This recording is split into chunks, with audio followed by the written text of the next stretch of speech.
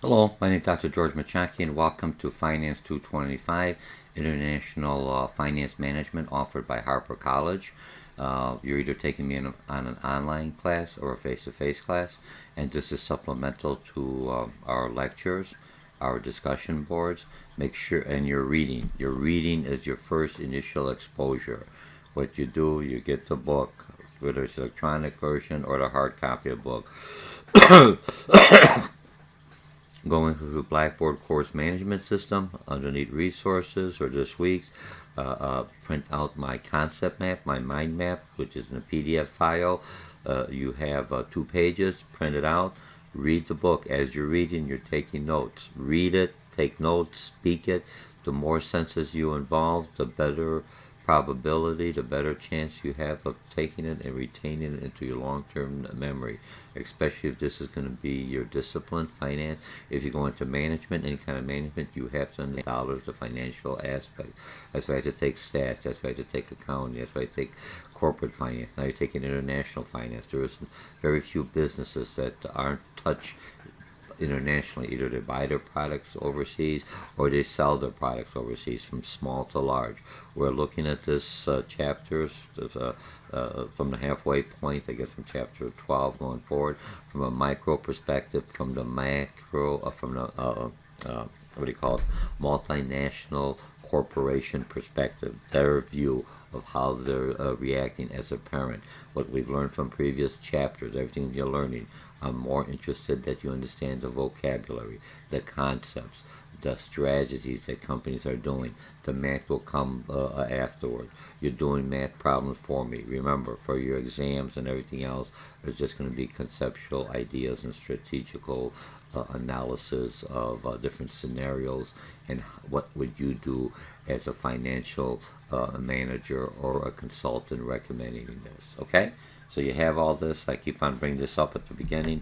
This is at a community college. You get your best money's worth from taking your courses. Whether you're going to transfer to a four-year university, this is a transferable course, or whether you're just using it to increase your own knowledge and professional growth within your corporation, within your business, or if you're an entrepreneur, within your own establishment or within your own discipline. Okay, so let's talk about this. We're going to go forward. I'm going to move along. We're going to try to keep it doing pretty good, keeping it underneath an hour. Now what we're going to be talking is about country risk. I'm an MMC. Remember, for your major project, you're going to have to do some kind of analysis and why this one country is selected, what are the risks, and you look at some financial risks. We're going to talk about political risk from that country or the geographic area that I'll be opening up my subsidiary. And how do I prepare myself so there isn't any kind of government takeover. I mean, and you're looking at something that's going on in Brazil. When you're looking at Brazil, everything else with the corruption, and then you're looking at other countries that Venezuela for another one, other countries that are blaming the corporation for spending too much money, and they're saying, hey, you're not doing well, and they're taking over your operation. Now, some companies say this is going to be a short term or it's going to be long term. We should leave because now the cash flow is not coming back to the parent MMC, and if that is the case, or the same thing that's going on with the devaluation in China, even though I may be losing money now, I'm looking at strategically long range. China is a market that is growing, that is the next economic engine, if you like it or not, of the world. The Americans, we bought everything else we wanted to buy. We're not buying as much, for lack of better words.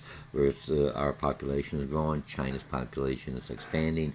There's more potential. So, from a strategical point, I may be losing money. So, but hopefully, it's not. I have to justify that to the shareholders of the parent MMC that this is the best option in the long term. We're breaking, hopefully, strategically, we're doing with the hedging and everything else we're doing, operating in that country, that we are still looking at being in the black, and it's not hurting the value of the parent MMC. All right, so let's look at this. Okay, what is country risk analysis? Easy. Okay, we'll open this up. And here's the definition. I've got this at 200. Remember, you've already read it, put your notes in, And remember, I don't put into is and this, definition of potential adverse impact is the country's environment on the MMC. Bottom line is what's the what's the environmental forces, the factors affecting my operation in that country. Look at it from a domestic perspective. I'm going to Wisconsin where I want to open up to Illinois. What's the tax rate? All that. What is the economic and political environment in Illinois versus Wisconsin versus Michigan or Iowa, other states I may be, California, other states I may be looking at. Okay, now I'm looking at, instead of looking at domestically, I'm looking at the world as one big economic, financial opportunity. But what happens, I have to have the right money to pay the right vendors or suppliers in their currency, how they want the payment. Do I want to check? Oh, do you want it in rubles or do you want it in the yuan? The Chinese or the Japanese yen. How do they want to be paid, or do you want to be paid in the euro? Okay, so but that all affects how the companies I'm operating, how I bring the money in and bring the money back out. What are the restrictions? MMC conducts country risk analysis. When it applies capital budgeting, that means I'm going to actually build a building, I'm going to do something, direct foreign investment we talked about. Remember, a lot of the terminologies, you're looking strategically versus the individual components, so strategically what they're looking at. Capital investment, I'm spending money, I'm buying a house, I'm building a facility, I'm building something there, I'm spending cash. And I have to spend the cash in that denomination that they will accept it in. So I got to transfer that. That's where exchange rate, inflation, everything else I have to look. What's going on? Not now, presently, is where we consider the spot rate, but what do I think the rate's going to be in the forward? And then that's when I pay my premiums. Just when I do some hedging or forward contracts to lock myself in. Or remember, not to make money always, is to build a relationship between, so I have a steady flow of income coming in.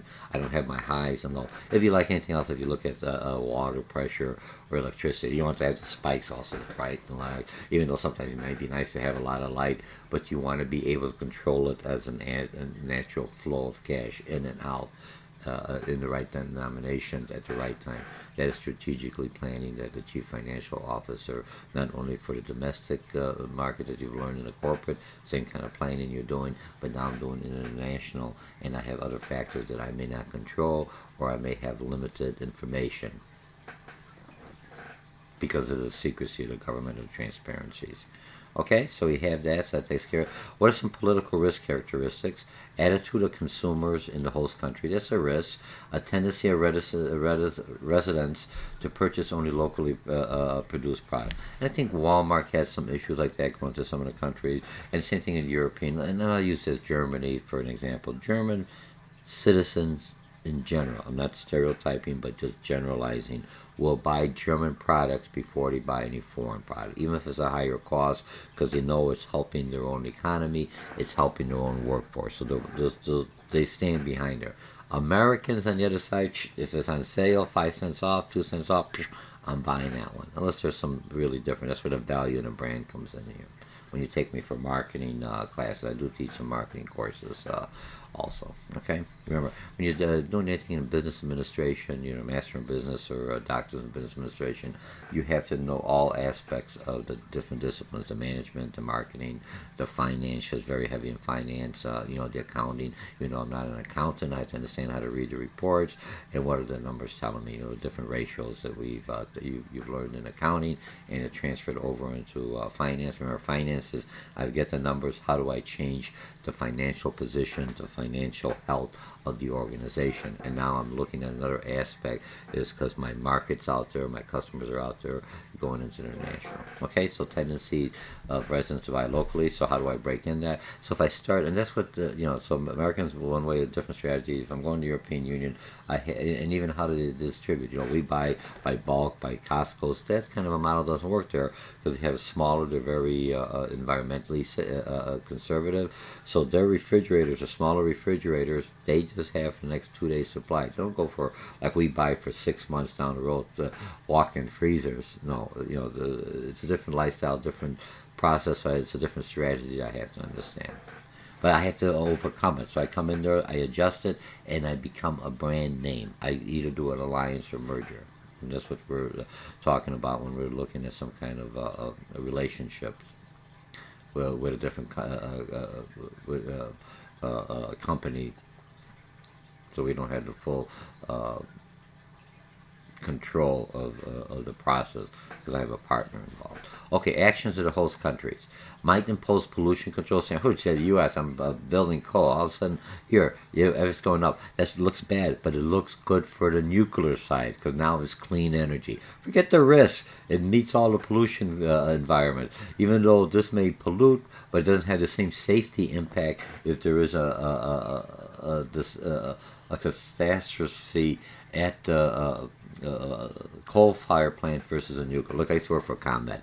There's pluses and minuses in both. Okay, so you have to look, you have to weigh it out, and that's what they're saying. The pollution standards are more, and the nuclear is a safe device if everything else is up on time and there's no shortcuts taken. Additional corporate taxes, right? The host company will do withholding certain taxes before you could do fund transfer restrictions. You can't remit the money back to the parent company for them to look at their books. So how do I handle that? How do I inform my shareholders that this money is coming in the future? Okay. Or if I'm retaining funds, okay. If I'm retaining funds for future expansions, I have to inform my shareholders because they're in for the long haul. I'm not talking about my speculators. Okay, blockage and fund transfer. This all that may block fund transfers, could force subsidiaries to undertake certain projects, part of the work. And that's not don't look over how they can do it. I work for a comment, and a lot of times when you look at municipalities similar to a government, a foreign government, for lack of a better word. I want to build a subdivision, and there says you can build a subdivision, but you got to bring the water, you got to bring this, you got to improve the infrastructure for people to come into your subdivision, and that's all state highway. You got to spend money here. So they put a lot of different,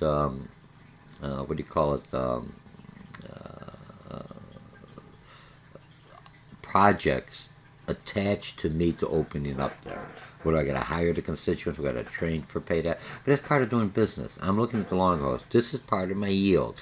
Here's what it is, my initial cost to start up, and now after I pay, remember I take care of my fixed costs, whatever I have to do, and I'm going for it. I'm trying to start tying this in. We're at the, we got 5 more chapters. Now after 5 chapters, now all this has to start making sense.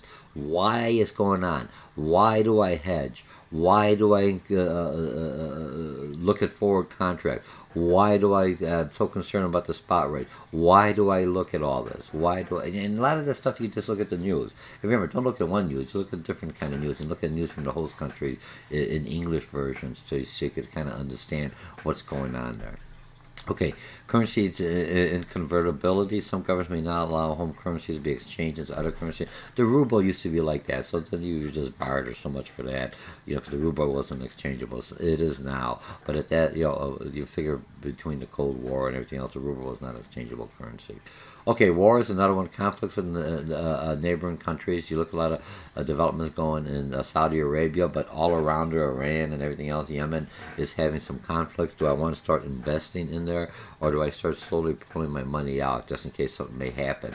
I'm not saying, because there's always a spillover. I'm hopefully it's all going to be contained, but I'm a business person. I'm looking at hedging. Or if through that, do I have insurance to cover me in case I lost that? Or do I open up another distribution plan just in case this one is affected because of some kind of spillover war? You never know what happens. Okay, so, or some natural disasters. Okay, and act safely. Basically, employees hired by MNC subsidiaries or by salespeople who attempt to establish export markets. Remember, I have people into that area. It's still a business. It's still out there. What is the risk and the safety of the employees in there, and to what or when should I start pulling out? Okay, inefficient bureaucracy. We're just as guilty as everyone else. Can delay MFC's efforts to establish a new subsidiary or expand business in the country.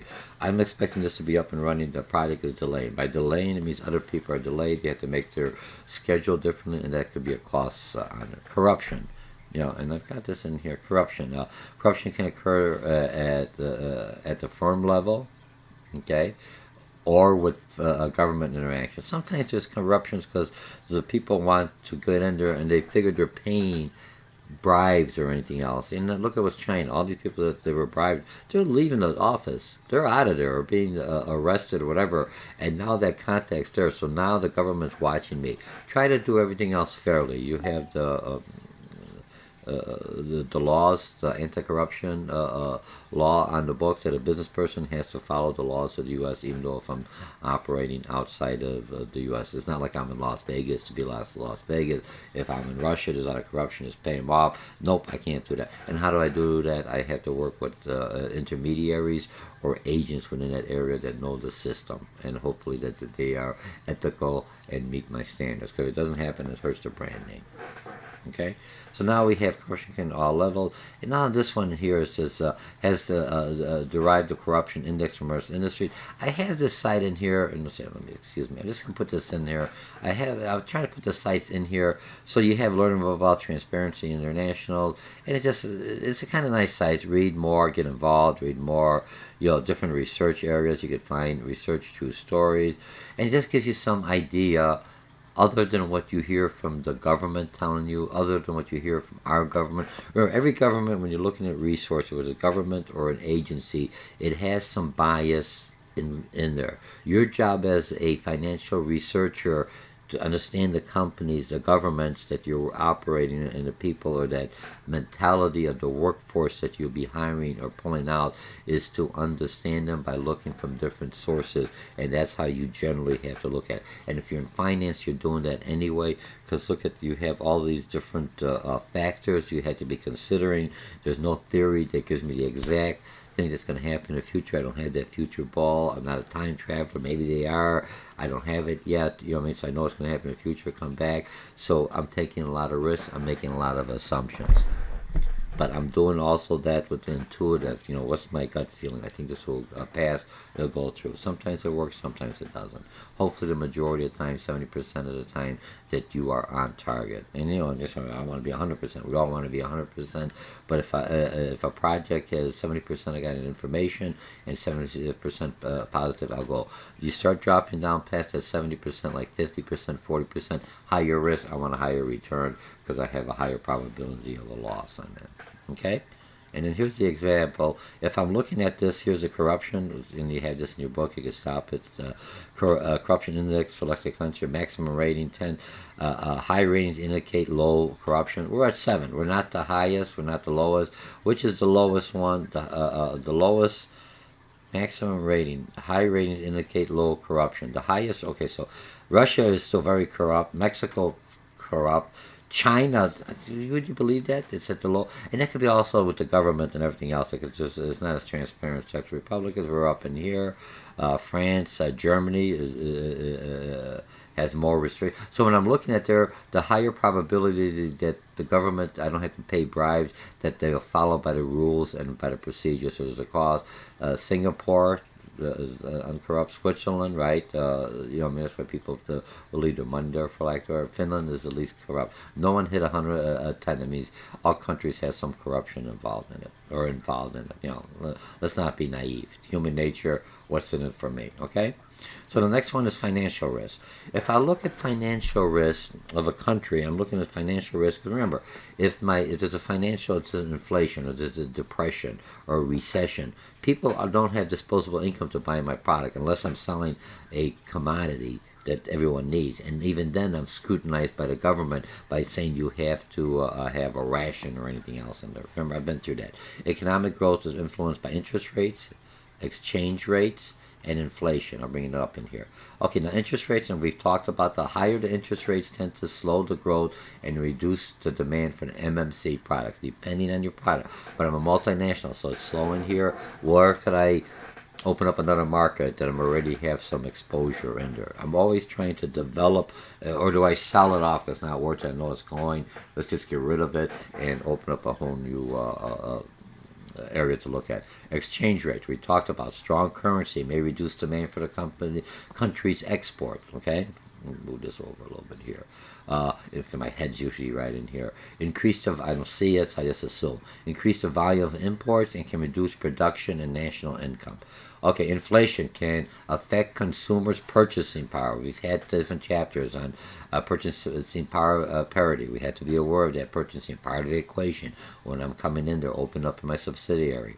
And, not only affects what I could purchase, what's my what's the demand for my product, what could they purchase, and the demand for MMC, multinational goods. Okay, measuring the country's risk. Now, I have this a little bit here, and I have this, so we're going to look at the macro assessment of a country risk, and we'll look at the micro assessment. That could be the geographic area or even your own company that's affected. Techniques to assess the company's risk, deriving a company's risk rating, and, do I have that? Some examples. Comparing a country's risk ratings across countries. I had, it's like this. It's different locations. Why do I close one plant here and move it over there? Is it very unionized? Do I want to go over this non-union?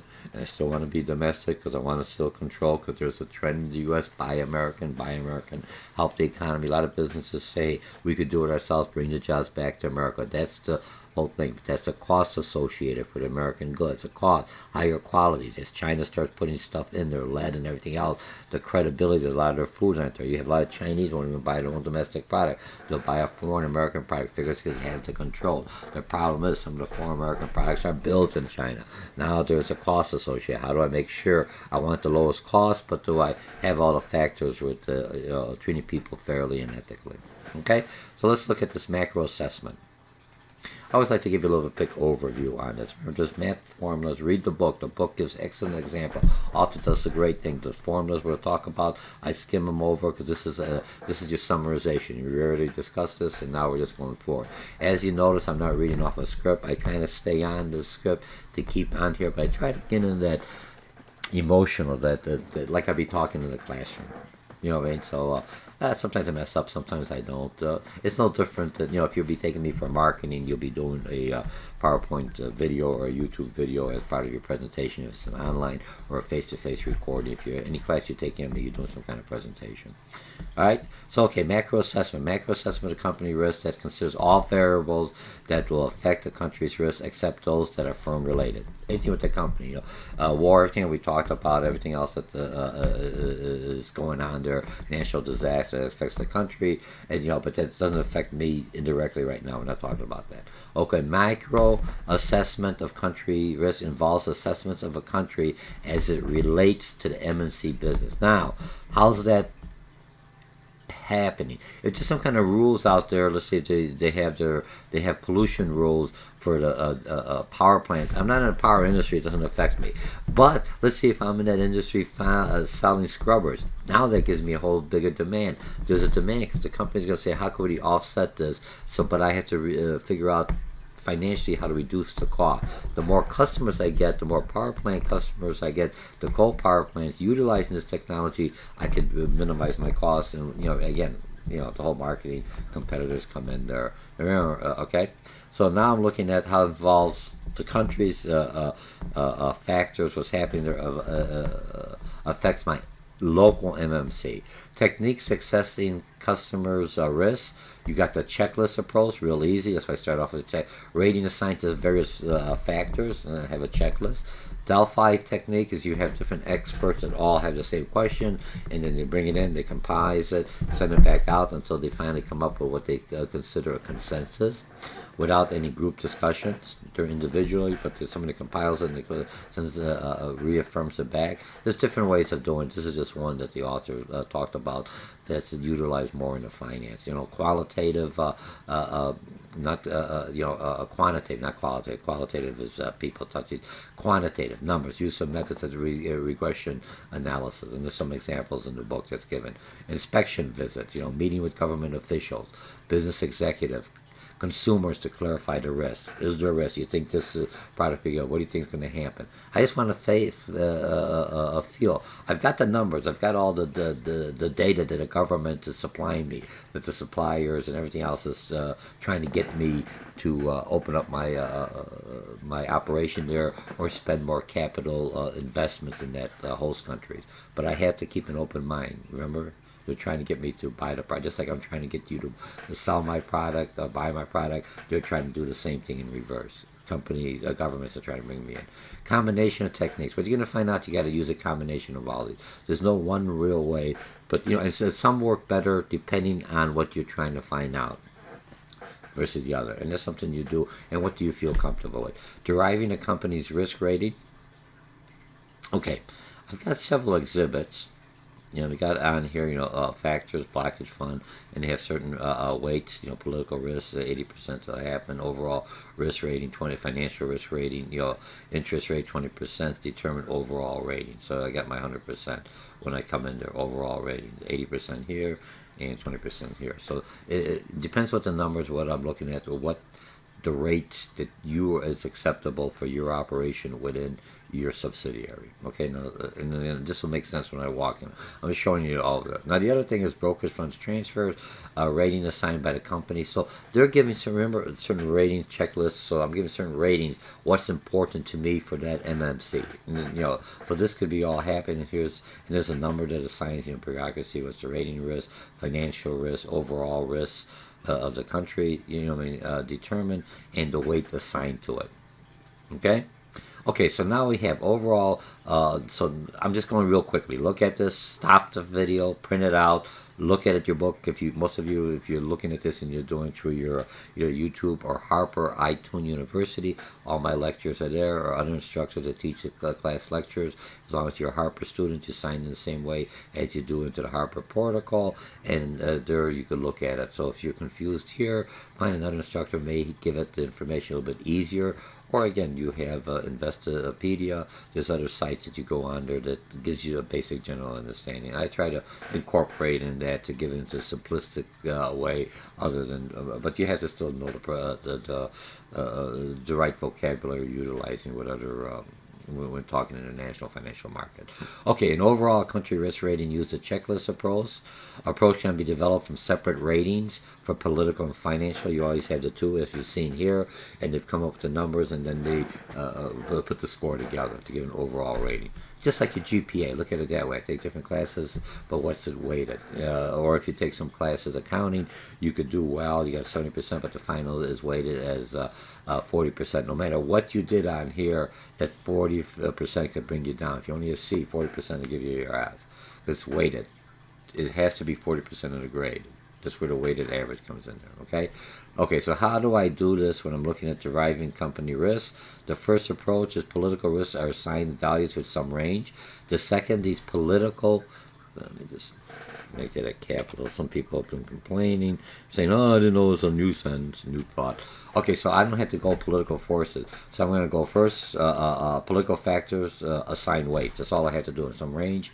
And then assign the weights, and then assign the values, the factors times the respective weights, and then I start the process again. So I did this one for the government. Now I'm doing the one for the financial. Once the political and financial ratings have been derived, so assign the rates. Can be summed up, derived to political risk rating, and then I do the process over again for the financial. I'm trying to put some concept letters instead of just all black and white, because we think in color. The more senses I could stimulate your mind, the better it is to remember. Okay, once political and financial ratings have been derived, country's overall risk rating as it relates to specific project. I do this for every capital project I do, and I assign the weights to the political and financial ratings according to the importance to that subsidiary. Now you can't use the same ratings, because unless it's a very stable country, most countries, and that's why people invest in the U.S. or even Russia, like it or not, even it's a little corrupt, but at least I know the corruption, is fairly stable in the politics on there. The only thing you have to look at it, if they're upset with the U.S. or the host country, are they going to take it out? And what you see Russia doing is lashing it out on U.S. businesses like McDonald's, the name symbols of the U.S., the U.S. symbol. What is it? It's McDonald's, Ronald McDonald's, the U.S. symbol, fast food, everything else, okay? Okay, so now government, okay, so we got that, according to importance. Now, governance of the country, MSC needs a proper governance system, right? This part of the whole thing, deriving the risk, to ensure the managers fully consider the country's risk when assessing a potential product, and not only for their own political. Remember, I teach a management class. There's a politics. It's my pet peeve. I wanted to do, and if some are looking at what's happening, I'm trying to get into politics. But if you're looking at the sitting president, it's the last term. He's trying to leave a legacy. So what's he doing? It's not only President Obama. Bush did the same thing. They all do. They want to leave a legacy. I left it. I can't be elected anymore. What will they remember me? Look at Nixon had the Chinese opening up the door to China. Making the relationship with China. That was his legacy. They love him. But what is his legacy? Watergate ended up his legacy. Not all he did is because he made one error and was unethical. It's a big error. But, all right? Remember ethics? I don't wake up to be unethical. Just I make poor decisions and I try to cover them up. Hey, it works out good with the Watergate. Okay, so one solution. Required a major long-term product use input from external resources such as a consultant. Try not to get rid of that politics, that pet peeve, that political motivation to help me because this is my project. I'm living here. I want this to be the best, but it's not giving value to the MMC, the parent. The whole thing of all the subsidiary is to bring value to the shareholders that's funding all these projects. Regarding the country's risk assessments for a specific product, this assessments be directly incorporated analysis of the project. So have an outside independent consultant, one or two, because remember, I can get consultants to tell me what I want to hear. That's not what I want. I want really independent consultants that have no tie to the organization. So I have two of them, two different consultants giving me some kind of a suggestion. Again, that's my intuitive. I have to make the comparison. Or the risk. Okay, comparing foreign country risk rating across countries, foreign investment risk matrix, and here it is. And I think I have a slide here. Okay, it's just a matrix, and the book has an example. One approach of comparing political and financial rating displays financial or economic and political risks by intervals across the matrix from poor to good. So it just gives me some kind of rating system, and so it's out there. And here we have exhibit, and here's an exhibit of different ratings where we're at, country by risk ratings. It didn't say if it was lower risk. I have to by corruption. I'll say by corruption, perceptions, different ratings. Okay, so you had the numbers. All right. U.S. Okay, so these are the corruption ratings. So excuse me. So now I understand this. I got to do. This is corruption.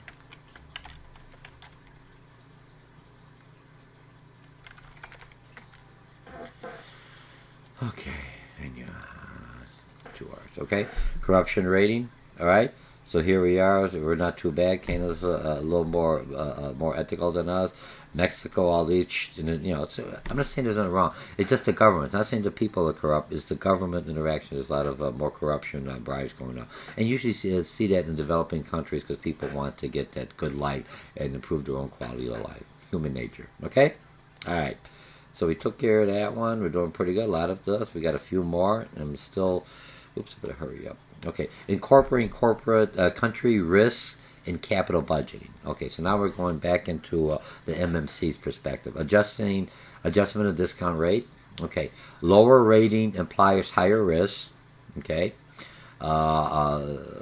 it's like a bond rating. Look at the bond rating in Chicago School District is a junk bond, so it's the lower. You got the lowest rating you could possibly get. So it's a higher risk, and if it default, you may not get your money back. I just want you to understand. Sometimes you go, what do you mean lower rating? All right, it's almost like your credit score. Lower score is a higher risk that you're going to default, right? So you want that higher score. I'm just trying to bring it into perspective. Adjustment. This is how you're incorporating company risk and capital budget. I'm looking at that. So I'm looking at the rating. Adjustment estimates for probability that cash flows may not be realized. Exhibit 5. Okay, I get different exhibits here. Now I'm just going to look at them. Remember, those of you doing your thing, scan it, stop it. If you're doing your smartphone or your iTablet, you could expand it, look at it, slow down, look at this. I can't go through this and keep it in my. I'm looking at the clock here. So it basically is, and project 20% tax rate holder back again from the Spartan, incorporation that we're moving on. So you're already following the cash flows. You're following this an example working through. Madison was another company the author used. So you're working through this. Okay, so Exhibit 6. So it has different salvage. This one is based on reduced salvage value for different years. And I'm looking at what's my when am I actually going to make some money out of it? All right. So I'm looking at all these charts. Remember, these are just. Is it feasible? What am I missing? what am I looking at to invest in this capital budget? I have to look at the numbers. I'm looking at that, even the risk. Look, I'm trying to quantify something that is qualitative, people skills. So I'm trying to put a number on that. That's all probability is. It's not saying it's going to be, because some people say there's no chance, 99% chance you're never going to succeed, and at 1% you're billionaires, millionaires. Those are the people. They're looking at that 1%. They're not looking at 99%. Saying there's no way you could do it. They've got that drive. So what I'm looking at these numbers are. I'm looking at this. Does it make sense? And what is my return on my investment and my break even? When should I start making profit? How many years could this project go? All those are costs associated, and what are my overruns? Here's what I'm going to sell them for the shareholders, but in reality, I know it may be 20% overrun by the time I actually complete the product, not 100%. Okay, analyzes 20% tax and reduced savings. Okay, so you have this one, and then the last one. So all these charts, stop them, blow them up, look at them. They're there with year 4. They're following it through, and these are what you'd be making your assumptions. When you're doing your project for me, I'm not going to be that specific. I want some Excel spreadsheets. I want some numbers, but I want to understand more. You only had me for 16 weeks. You just explode. I want you to start using the terminology. I want you to understand the strategy that you're using, and give me some generic ideas that the numbers will reflect your why this project is going to go for. Okay, analysis of existing project. M&C should not only consider country risk when assisting a new project, but should also review the country's risk periodically after projects are implemented. Remember, most projects are in stages, and the reason to set up in stages is to either get the customers to move in before I start the next stage, or I have my inflows of cash and everything else, and I could work with the environment, because the smaller stages or the longer time stages, depending on the environment or the factors affecting me and how much risk is involved. So I start off small, and then as it gets better, I may either jump ahead of the project or slow the project down. But at any stage of the project, I could turn around and recoup or salvage the project, or sell it back, or minimize my losses. And I have to make the adjustments. That's all they're saying. Make the adjustments, and even after it's going, they'll say it's finished. Okay, if an MNC has a subsidiary in a country that experiences adverse political condition, may need to reassess feasibility of maintaining it. That kind of makes sense. Okay, everything we talked about. Okay, preventing hostile takeover. And this one is just 6 things to remember. When I'm looking at a host country, and I'm not looking at Venezuela where there's where there's poor mismanagement, very corruption, so they're going to have to blame someone. Someone's going to be the scapegoat. And the scapegoat's old tradition that they're using the gold as a sacrifice for one sin. So that's why the scapegoat comes in. What is the scapegoat? Just in case, that's just if you look at biblical coming back for how it's tied in. So I'm looking for a scapegoat, and a scapegoat is basically the big corporation. Here's a scapegoat. They got the money, they're there. But how do I do it? So what I do, I use short-term horizons. So I'm looking short-term, making adjustments, not spending too much money. So if I am the scapegoat, I minimize my loss. Rely on unique supplies of technology. If they get rid of me and say, hey, we're going to take over, there's no other way. Coca-Cola, they send the syrup. You can make something like Coke, but it's not going to be Coca-Cola. All you're getting is a bottling company. So Coca-Cola could bring the syrup in. You can know the ingredient. You don't know how they concoct it, how they put it together. It's just, here's the taste, okay? Some come close, but they're just not the same. Hire local labor. So now they're going to try to take over because I'm taking care of the labor. It's helping the economic system. Remember the capitalistic system, Adam Smith, that we talked about. So now I'm hiring local labor. And, the government may be subsidizing me. That's what they're doing. It's in here. You're paying for me. I'm hiring the labor. They're happy. When I'm hiring the local labor, the Chinese look at the sovereign wealth, and their financial model is they bring in their own people to do that. They hire the local labor to do the low-level work. The U.S. model is when we hire them, we try to incorporate them so the labor is enjoys and knows and learns and has the technology and able to be self-sufficient and sustainable, and then they'll pay us a royalty or something else, because that's just our model, a little different. But then you have to be, human rights and everything else. So, countries are looking at which ones do I want and what are the contractual agreements. Okay? That's why China comes in a lot of times. Hey, we don't care what you're doing. That's your politics. We just want to make sure you abide by the contract we have. We want so much oil. We'll do this, and we'll supply this. What you do politically, even though they're changing. I'm not saying they're not. They're changing because the pressure of the environment, of the world. We're one economic system, for lack of a better word. Okay, borrow local funds. So I'm tied into the local funds. I'm helping out the banking. So what I'm doing, I'm basically having allies within there. Purchase insurance. Again, that's hedging. Future contracts or anything else. I have insurance in case something happens that I don't lose. There's a disaster. We have insurance for economic things happening. Inflation or natural disasters. They also have political. Up here, how do I recoup some of my losses? They'll pay off of it. And use the project to finance. Use project financing. So I'm financing Microsoft project for those. I'm just throwing that in if you're in finance and you want to go into project management. You should take Microsoft project. Project management basically is how do I get a project. It's all tied in with the cost. How much it costs me, how much it is there, how do I stay within the cost. That's why you're looking at the master's. When you go for your master's, those are going from your community college, you go for your bachelor's, and you're going to go for your master's. It's basically all the finances, all the dollars. There's a cost associated with every employee. There's a cost of firing. There's a cost of paying them out. There's a cost of giving, everything you're doing.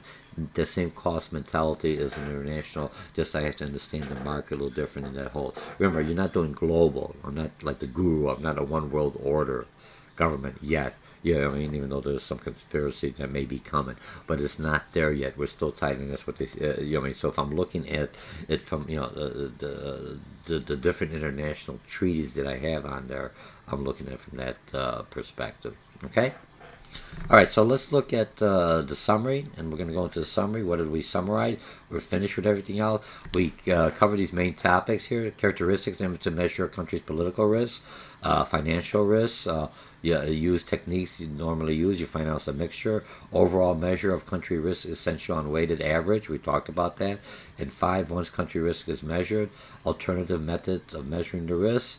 And MNCs can reduce the likelihood of host countries takeover. So real quickly, attitude of customers towards purchasing the powers. Right, locally, you have to know that. Host countries' attitudes towards the MNC are going to turn on me, but if I have a lot of relationships, that's why you see some MNCs that are higher people. That's illegal, that's paying, but maybe that's why we hire the locals. We look at the currency convertibility. We look at the prospects of war. We look at what kind of bureaucratic problems they're having, what kind of corruption. Remember, we're not the most corrupt. We're in the middle. 7. Canada's less corrupt than us. Russia, very corrupt, for lack of a better word, and a lot of the other countries we're dealing, so they have corruption problems. And some countries that haven't been listed in corruption problem because of the transparencies of the government, so you don't really know what it is, how corrupt they really are. So you're just getting from non-governmental organizations, NGOs, and that basically is another input that gives you some kind of understanding, okay, when I'm looking at different corruptions. And there's industries out there, there's programs, and there's companies out there that we've talked about, like the firm, that gives you the stats on there. Okay, characteristics used by MCAs to measure the. So this is all for the political risk. Now, what about my financial risk? Our country's gross domestic product, GDP. Remember, there's not the GNP, the national, the domestic. There's two aspects. When you look at GDP versus the GNP, GNP national has the 4 investments in there. GDP is just the domestic. If all 4 investments went out there, how does the country survive on its own? That's where Greece is happening. They have nothing else to export except tourism, but they may come up with something. They have something in there. I think they're looking at more of their art or some other things. Interest rates, exchange rates, and inflation rate, basically how to measure the financial risk, because that all has an effect on the currency that I'm doing or how much it's going to cost me to do something. Okay, techniques typically used by MCs to measure the country's risk are the checklist, the Delphi, the quantitative, and inspection visits. Talking to people. No one technique covers all the aspects, so it's basically is going to be a combination. Which ones you feel comfortable? Which ones are addressing the strategic plan that we've talked about, from the book, or where you're going to be opening up your MSC. Overall measure of country's risk, essentially a weighted average. You have to put some more a higher weighted on the government turmoil, and then you do another one. And then when you look at the weighted average, it's also looking at probability that those things will become a reality. Political or financial factors that are perceived to constitute the country's risk. Okay, I should just do this one. Capital. Sorry, class. I would have done that online. Remember, we're live here. MSC has its own view as of right. And remember, when you're looking at my concept map, they're basically mirror what you're looking at from your book. I want you to use this. I do this specifically so as you're reading that information, it gives you more detail. You can just pick out the main thing. And I can give you more words here. I would just go political financial, boom, MMC, weighted average, and I would just go on here. Forget all this. This sentence would be gone. Assign factors as to the business. I would have this in 3 words and got rid of all this for memorization. And that's what I want you to start doing. You had the whole book, all that fine print. Now we've, from this PowerPoint, instructors' PowerPoints, and the sites they have, the students' PowerPoint, and now the mind map, I just condensed it all, and now I want you to recondense it, because you may need the extra words for you to trigger that. I don't, it, but since it's a new language in international finance, you may need the additional word for your mindset. But after a while, you start going on. You just need the keyword. Look at it. Here's what I do. Look at this as when you're tweeter or texting anything. You don't use the full word real quickly. Not full sentences. My God, the English teachers are going nuts. And what happens, you're using it so often, now you have trouble. Including myself when I'm writing, because I'm tweeting or abbreviating. Oh, Jesus doesn't have full thought. But that's just something here. So look at it. Remember, I'm not writing a paragraph. I'm trying to memorize and retain new concepts and vocabulary. That's what I'm doing here. So give me the key word. And the only way those are going to make difference is I've read it, so I've got that information, the full document there, and then I start doing the PowerPoints and bringing it down to more narrow focus, narrow, and here I have the whole chapter in 1 or 2 pages, usually 1 page if you could read my small print. Okay, now so overall ratings varies amongst MNCs. Factors for each business. Okay, the next one here is once country's risk is measured, it can be incorporated to capital budget. You have to have an analysis. You always have to maintain it. Adjustment is somewhat arbitrary, may lead to improper decision making. Okay, adjustment by discount rate. Now, don't always look at the discount rate because it fluctuates. You remember, it's a moving target, for lack of a better word. So there should just be one factor of your analysis. Okay, alternative methods is incorporated countries' risk analysis into capital budget let me just do it this way. Okay, is to explicitly account for each of the factor that affects the country's risk. What does it say? Okay, so I'm incorporating the risk analysis, and I'm looking at each factor, and I should always be maintaining it. Recalculate forward product net rest under conditions that event such as blocked funds or increased taxes occur. So remember, something happens, I have to change that scenario. My goals are to reach a certain target, return on investment, profitability, or inflow of cash back to the parent MMC. That's my goal. But remember, that's a long term. Anything else, I got to make adjustment. I'm driving to one destination. The road is blocked, a tree blocked. I got to take a detour. The detour, I adjust to the detour, and I come back on there. So it's going to take me some loss, but how do I make it up next time? So I detoured, I lost some money. How do I make it up? That's when I may do hey, I got some extra money. Let's do it a short-term investment to bring that return on investment overall. So when I hit the target, I'm very close, and the shareholders are happy. Okay, MNC can reduce the likelihood of host government takeover. I'm not going to go real quickly because we just finished this in the beginning. Short-term horizon for operation. Invest where the subsidiary is limited, so I'm not putting that much in. Reliance on unique technology. We talked about that. Local citizen labor force. Local financial institution put money in there, so it's helping the economy in there. I become part of the structure, part of the culture over time, may create some protection from the host country. Okay, so that's our summary. And so that's our chapters. We close everything else off. Let me just bring it down and expand to one level. Then we covered everything else. Again, what did we learn? We learned a lot. All I want to tell you, you're doing well. We're in chapter 16. We have 5 more chapters to go. Everything's falling in. I could tell by your discussion. I could tell by the questions you're having. You're feeling more comfortable. You understand the concept. You're using the terminology right. You're strategically beginning to look at it. We're working on our team projects that you're working. You're using every one of the chapters. You're going to put some part of it into your overall project and come up with, here's where we're going to open up the subsidiary. Here's how much it's going to cost us. Here's our political risk. Here's our financial risk. Here's what my profitability is. Here's why this country is selected over these other countries, and you're going to do the initial start here for open up a subsidiary. Later on, there's how you get the funding, all of this down the road. Right now, I'm just going to you're doing your analysis of which organization to open up. Okay. Again, so my name is Dr. George Mochocki. This is Fin225, International Finance Management, offered by Harper College. You're either taking me online or face to face. This is a supplement. Utilize my mind maps. Utilize course management system. Look at this video. You could save it as a MP3. I think if you're using it for Harper iTunes U, and also with Facebook, you could just convert that over.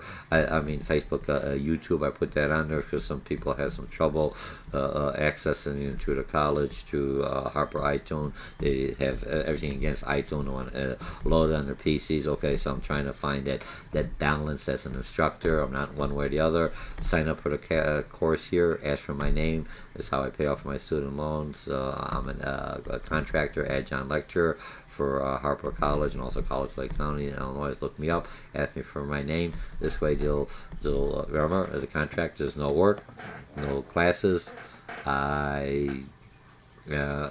Finances, but I get different streams of income coming in. All right, but I'm trying to utilize this one here specifically. This is my my subsidiary to offset my student loan requirements that I owe to the government. All right. So again, my name is Dr. George Mochocki. Take this class either here at a local community college or at Harper College. You get the best bang for your money. Good investment. You're paying the taxes. Transferable course gives you helps your professional growth, helps your managers start thinking globally, or if they're acting globally, so they understand what's out there. It gives them a good foundational line. Again, and I'll see you in chapter 17. We have a few more chapters, and you're doing very well in this class. You've really picked up on this. I could see the enthusiasm. I could see that you're beginning to understand at least the basics. Remember, there's a lot in finance. No one's going to know everything else. There's a lot of software that does this, but at least says, hey, I really like this. This is something I could do. I like to play with the money. I'm coming out of accounting. I'm coming out of management. Management is all finance. All the bottom dollars. How good is the project? How much did I bring it in on time? And now I'm looking at subsidiaries. So that's a new option. I'm learning, taking what I'm learning, and I'm learning. And that's the whole thing of taking to school is the learning. As long as you're learning, your mind is growing, your company is growing, and you feel good about yourself because you're always learning, and now you are an asset to your organization because not only you know finance, you know a little bit about international. So take some international management classes with me, international marketing class. I always throw in my last bit. I'll see you in the next section. Bye.